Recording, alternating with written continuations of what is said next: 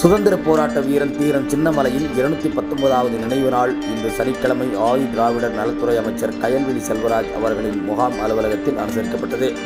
தீரன் சின்னமலை திருவுருவப் படத்திற்கு ஆதி திராவிடர் நலத்துறை அமைச்சர் கயல்விழி மாலை அணிவித்து மலர் தூவி மரியாதை.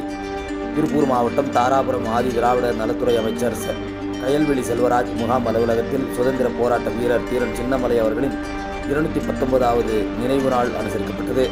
இதில் அமைச்சர் கயல்விழி தீரன் சின்னமலையின் திருவுருவப் படத்திற்கு மாலை அணிவித்து மலர் தூவி 3 நிமிடம் மௌன அஞ்சலி செலுத்தினார். இந்த நிகழ்விற்கான ஏற்பாடுகளை திமுகவினர் செய்திருந்தனர். திருப்பூர் மாவட்டத்திலிருந்து செய்தியாளர் எதிர்நீச்சலுக்காக சாய் கிருபாகரன்.